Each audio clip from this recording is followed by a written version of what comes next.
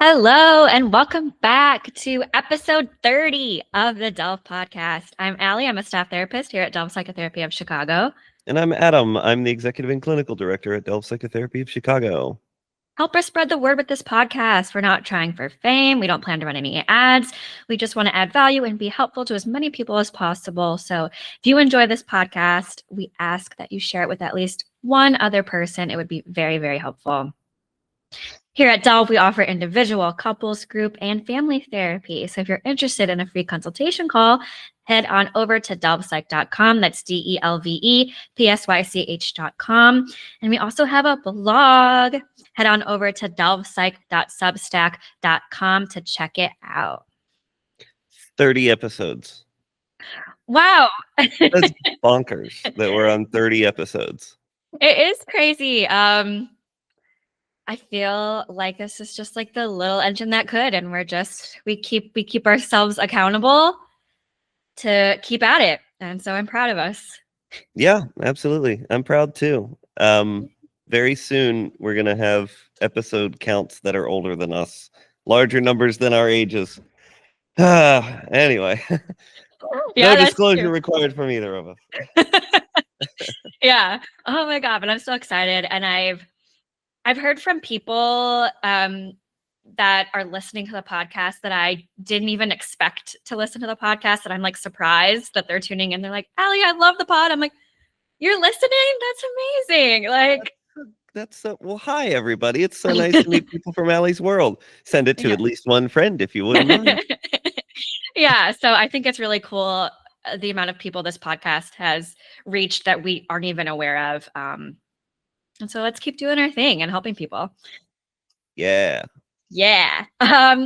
Okay. So it's been a minute since we've done Reddit questions. And, our last Reddit topic was about how to forgive yourself. And it got me thinking of how we forgive someone else, maybe someone that's, wronged us in some way. And we're having a really hard time moving forward and moving past it. So I actually found 2 Reddit posts, but they're around that same topic. So I want to read both of them, and we can kind of pick and choose from each one, like what we want to talk about. So the first one reads, how do you learn to forgive someone? I have a family member who I have not spoken to in years because they have treated me horribly my whole life. I want to get rid of the negative emotions inside me that come up every time I think of them. How do I forgive them? Is this even possible? So that's one. And then I came across, this is more of a statement than like a question, but it's I'm curious whether you agree with this person's statement or disagree. So this person's Reddit post is titled, "Not only is forgiveness unnecessary, it often isn't healthy." This person says, forgiveness is overrated. Sometimes it isn't necessary. Sometimes it isn't healthy. Sometimes it isn't possible. Do your best to move forward in your way. Even if you're falling one step behind the other. To believe forgiveness is necessary is to undermine the negative impact some people and behaviors have had on others. You can move on and move forward without forgiveness for unforgivable things by unforgivable people. Okay. Well, yeah. All right. Here we go. Here we go. I hear the very nature of the question demanding this of us to some degree, but also resist the temptation. All of these comments are about the other person. And all of the emotions around these other people are about me. Yeah. There's such a dearth of consideration of the fact that when we say something like, I need to get rid of all of the negative emotions whenever I think about that other person, that is all your work. That has nothing to do with them. And whatever your journey is with respect to relating to those particular emotions, that's yours. They don't need to be involved. They don't need to know that it's happening.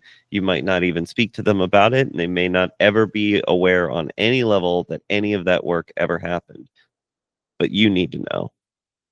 You need to know that you've done that work. You need to know that you've related to yourself and your own emotionality and your own context in a way that can bring you a sense of peace, a sense of processing. Okay. So you would argue that forgiving somebody is not necessary for processing it and moving forward? Okay, well, argument 2/conversation 2. The hell is forgiveness? The hell are we even talking about? What does it mean to forgive? That's a really great point. I suppose maybe it's, and maybe this is why this second Reddit person came at the topic with such vitriol, is because what comes to my mind in forgiving someone is possibly like shifting my perspective and trying to see things from the other person's perspective of maybe why they did what they did and what they were struggling with, and giving them some maybe empathy and grace. And so I think the second Redditor person was like, hey, some people that have done really horrible, terrible, abusive things, like they don't deserve that empathy and grace. And that it almost maybe makes what they did okay, or we're kind of excusing it if we try to take their perspective on why they did what they did. I don't know. That's what's coming up for me. I think let's think of each of these as different things we might be doing. So, taking perspective. You taking perspective on why they've done or not done whatever they have or haven't done is your own process. That's your own journey to try to understand them. And for yourself, you can decide whether that's a useful process to engage in your own journey. So, will taking some time to try to understand why this person did what they did, what their motivations were, what their flaws were, will that bring you some peace? Will that bring you some clarity for your own life, for your own decisions with respect to how you're going to engage this other person in the future? If you think that taking some perspective on why they did what they did will help you in your own path and in your own journey, then go for it. And if you're not sure whether it will or it won't, you can dabble a little bit and pay attention to your own emotionality as you dabble. You also don't have to do all of this at once. You don't have to do each thing all in one go. There may be a period of time when anger and cutting somebody out of your life and distancing from them and holding firm boundaries is the right move. And there may also be another time in your life when you decide that's not the right move any longer. So we can practice a little bit of impermanence of these relationships. You could not talk to your brother for 2 years and then talk to your brother and then start a relationship again. I'm thinking of a client now that very much did something like that with a family member, where they used to be very close. Then they had a period of estrangement. They both grew and changed a lot during that period of estrangement. They kind of tiptoed their way back into their relationship. They still step on one another's traps all the time. But now they have a pretty good relationship that they've organized how they want to. It's people making choices, right? Like there are no absolutes here. And then if we go back to things like empathy, so I could get perspective, which is something of a kind of a logical understanding. I could have empathy, which is something of an emotional understanding. If you think that having those understandings will help you in your journey, then go for it. And don't let anybody tell you that it's not going to be useful. If you think that going down that path is either something you never want to do or don't want to do right now, it's your journey. You decide how you're going to relate to yourself. It ain't about them. And the same with grace. Do I give that gift to the other person? Maybe I give it internally and I don't tell them. Maybe they've passed and I can't tell them. Or maybe I never tell them at all, or maybe I don't offer it at all. I choose how I'm going to relate to myself, not them. Right. It's not for them, it's for you. Um, and and I like this idea of like whatever you choose, it doesn't have to be permanent, and you can dabble in like, okay, how does it feel for me to try to see their perspective? And how does it feel for me to try to feel some empathy for them in this situation? If it feels yucky, you don't have to keep doing it. Yeah, you can kind of play a little bit. And I call that an experiential approach to emotional understanding and emotional kind of strategy, if you will. We get so cognitive about these things. You and I, again, are being really cognitive right now, talking at a high level about how things work. But the other option available to us is to kind of live in the moment, respond in the moment, pay attention to our own emotionality, and allow what we're feeling to help us make choices in the moment. That doesn't mean react to whatever you're feeling. I feel bad, so run. I feel glee, so cling. What it means is that as I feel, I need to continue to pay attention to that feeling, what it might be telling me about what's important to me, or what has hurt me in the past, or what excites me in my life, and let my understandings, after I've had that emotionality, let my understandings help guide my choices. And think about this. So lately, I've been getting, I found several really long form interviews with football players. Sorry, association football players, not American football players. Oh, The real and original football. soccer. Um, eh, don't get me started. It was an English term originally, and multiple English speaking countries call it soccer. It ain't just us. Anyway, and they started it in England. It doesn't matter. Anyway, all right, you got me started. Anyway, there were multiple of these interviews. Partly what I love about this game is that you're firstly, everyone in the world, every country plays it, and so you have these stories of people who are coming from extremely different contexts, all trying to do the same thing. It could be a suburban kid from Hershey, Pennsylvania, or a guy whose dad grew up in Martinique and ended up moving to the south of France and trying to just start a career that way. That's Thierry Henry. I was watching his interview, and it was incredible. It's quite the journey of social context and um, drive for a father's love. So it's apropos that you picked this Reddit question after I watched all of this, because he talks a lot about just the way that he describes it. Essentially, his father's disapproval and criticism and kind of pushing and forcing his worldview onto his son drove him to be one of the most incredible strikers in the world ever. I'd probably put him top 10 ever, Thierry Henry. The interviewer asks him, "So were you happy?" "I don't know." Essentially, he says, "I don't know." Now, when he talks about his dad and forgiveness, I don't think he gets into the topic exactly, but he takes the perspective, look, dad had the tools he had. He was doing what he understood. He grew up in Martinique. He moved his family to the south of France, if I'm remembering the story correctly. Um, he got a job, took care of his kid, tried everything he could to make him into something, and he did. He made him into one of the most incredible strikers ever in history. And to hear Thierry tell it, it very much is, dad wanted this, so I did it so that I could get his approval. He had the tools he had. Now I have the tools I have, which aren't the best, but they're better.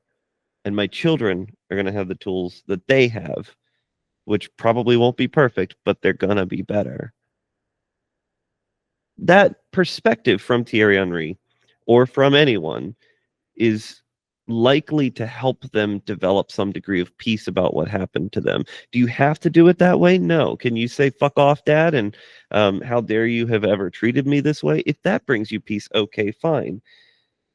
How do I get rid of these negative emotions that I run into every day when I think about this person? That's your problem. It's your negative emotions about yourself. Use any of the strategies, but you pick which. These are your negative emotions. You get rid of them because you do your work on yourself. You take care of yourself. You love your inner child. You find your people. You discover your path and you push.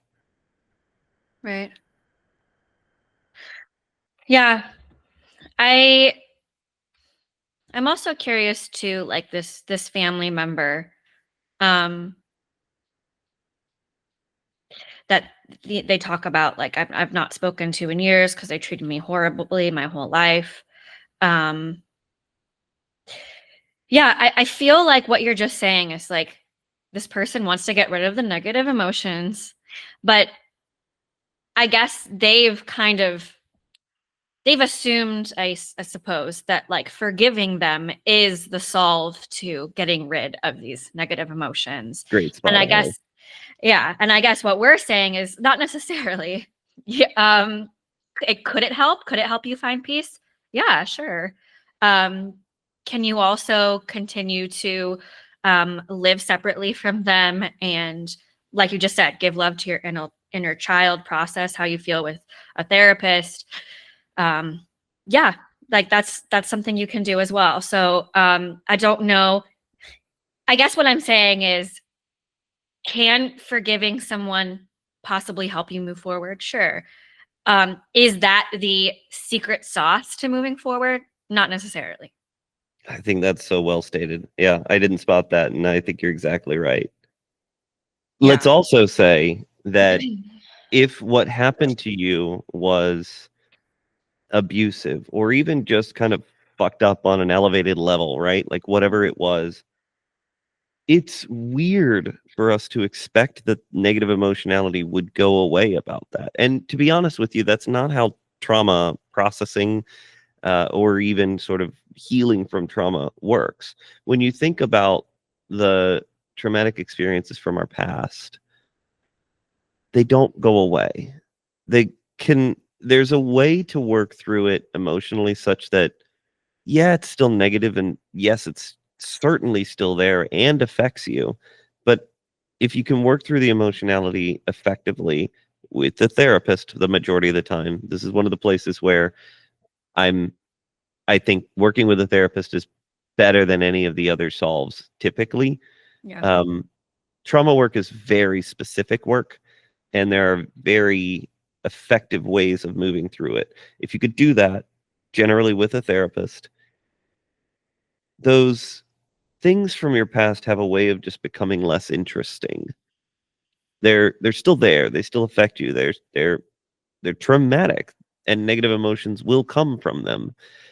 But you pay a little bit less attention to it. You notice a bit less activation when you come across it. You're able to decouple the strategies that you learned to cope with the trauma from today's choices and sometimes be able to kind of direct your life in different directions rather than automatically going back to those immediate coping strategies. So working through this stuff again is a personal journey, and it doesn't have to do with them, and it doesn't necessarily have to do with getting rid of negative emotions. They're still there, but we got to just build a different relationship with them. Yeah, I, I think it's almost, especially as this person is saying that this family member treated them so horribly, I think it's almost unrealistic to think that like you're going to wake up one day and all the negative emotions from those experiences will be poof gone. Um, and so what I think you're saying is like, we can, though, especially through working with a therapist, get it to a point where it's less activating when we do have those negative emotions, when we do think about it. It doesn't overtake us as much. We're not as triggered, and we're able to push forward and make the choices and that we want to make for our life. And um, so I think that's more of the place that maybe we should, strive for. I knew you would have something to say about how do I get rid of these negative emotions. I'm like, oh, As soon as you said it, I saw your eyes light up. I was like, I got to put one more plug in here. So we have a friend of mine and a yoga instructor who's also trauma certified come in and teach a didactic every year about kind of the body work of emotions and the getting out of your head and into your physicality and your physical being as a massive part of the way to work through these experiences. So, Mm, as much as I say you should work with a therapist and work through these things and emotion process, which is cognitive and emotional and probably historical work, mhm. I do need to shout out that I think the kind of work that many of the yogic practitioners are doing can be extremely powerful, and that body work can be extremely important. I think it's important to find people that know what they're doing Yeah. because activating traumatic material in an uncontained space can very much increase the degree to which it has a power over your life, or at least your thought processes, and increase the likelihood that you are to be very reactive to it.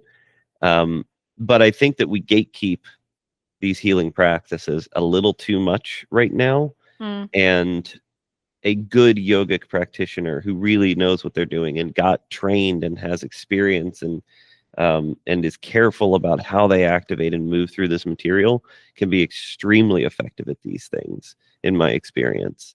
It's one of those where it's really delicate. You find somebody that is very good at this stuff, and as far as I can tell, Jillian Safransky is extremely good at this stuff based on what we've seen. Um, they can unlock things that I don't think we find in psychotherapy. But the flip side of that is if you find a practitioner that's not as careful or not as experienced, um, and allows for the activation of that material in an uncontained space, very much can exacerbate things. You gotta be careful. right. It's very sensitive and delicate when you open up these memories and these experiences. So yeah, make sure you find someone that has experience in trauma therapy. That's really important, I think. And And more practitioners now are getting a yoga certification alongside a psychotherapy degree and then license. I think there's a ton of possibility and hope for that pathway. It's assuring that you've got the kind of standards of care, if you will, and good understanding of our best practices for working with traumatic material, and then you also incorporate the body work. yeah, And if I may shout out one more, if you look at the stuff that's happening in psychodrama right now as well, it's it's accused often in our field of being rather woo-woo.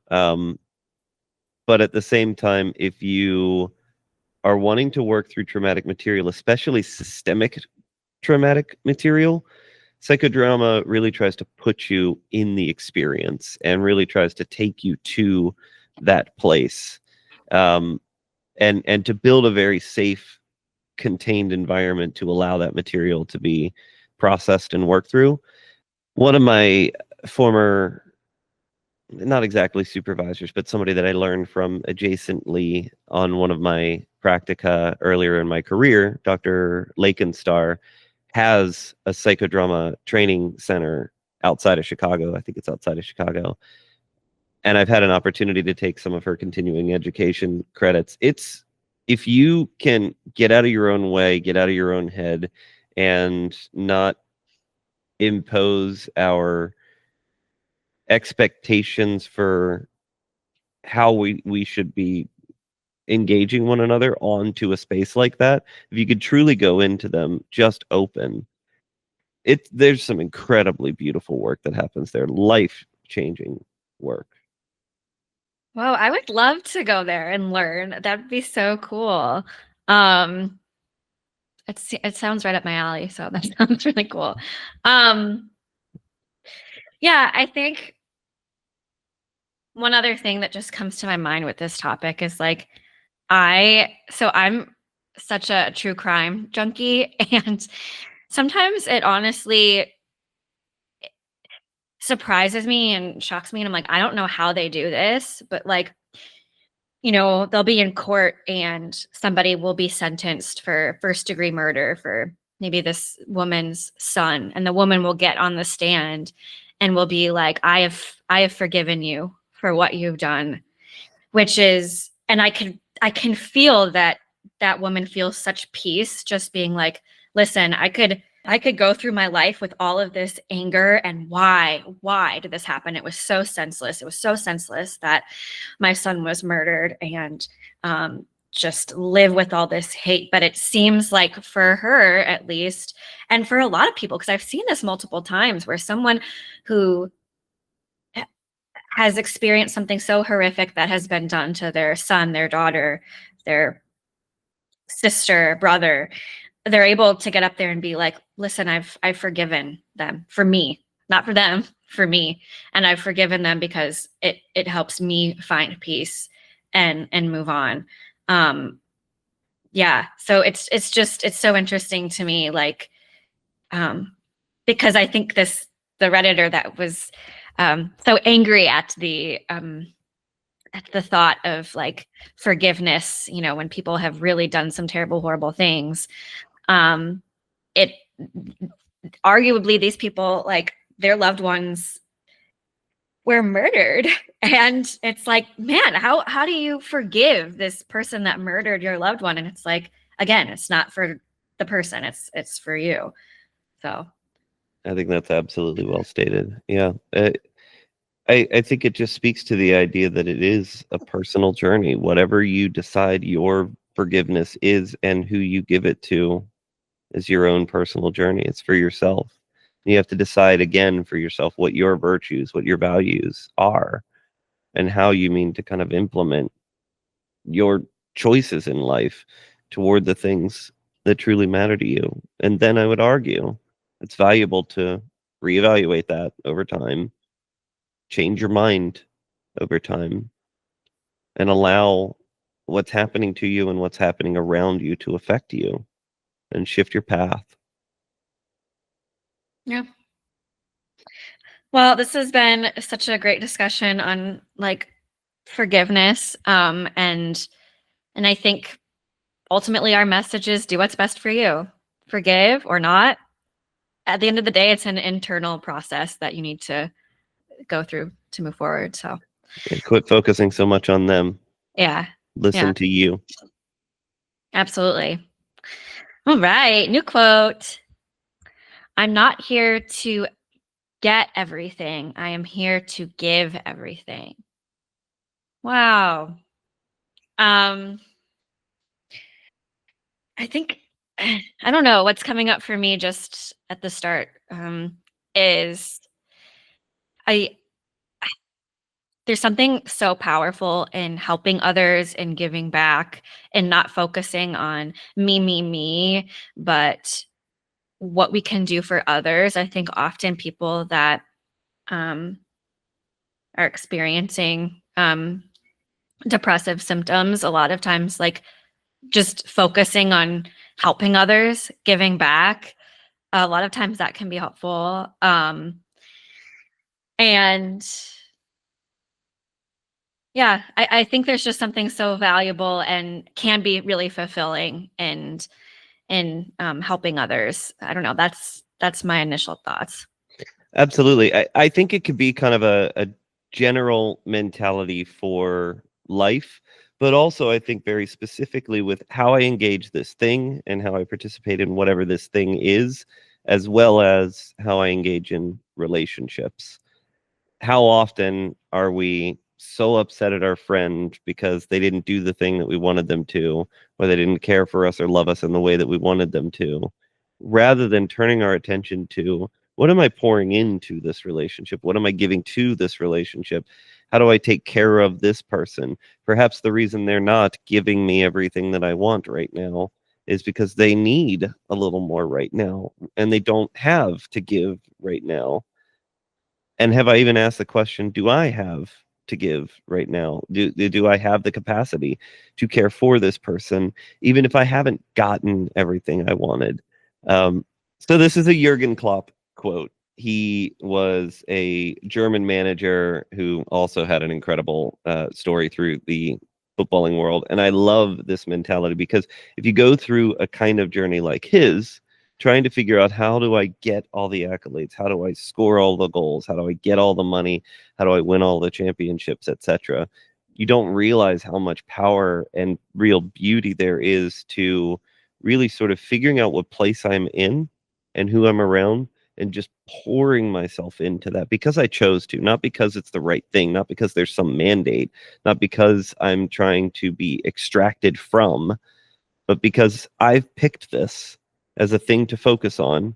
And if I'm going to pick it as a thing to focus on, and I mean to, and I'm allowed to change my mind later, what a beautiful way to engage, to sort of say, then I'm giving, then I'm going to just pour myself into doing everything that I can for what this thing is. Maybe I need to pull that back at certain times. Maybe I'm less effective at doing so at certain times. Maybe there are times when it's quiet and I'm alone and I'm not really sure how to do that, or I've decided or wavered on whether I should do that. All of the above, right? But additionally, I will have my feet under me. I will have my path before me, and I can just decide to walk it. Hell, fucking run it. I love that. Yeah. Just how much more wonderful would the world be if like everyone kind of went through the world with this mindset of like, what can I give instead of what can I get? Totally. How different would romantic relationships be? Oh goodness. So different. They're not Yeah. doing the thing that I want. They haven't loved me in the right way. They aren't taking care of me in the way that I need them to. What do you give? Participate, help them. You can decide to stop at some point. You Sure. don't have to just live in a world of perpetual self-sacrifice. But I think we're so afraid of any degree of self-sacrifice right now that we give none of it. And so we have two people in a partnership needing the other one to sacrifice a little bit for them.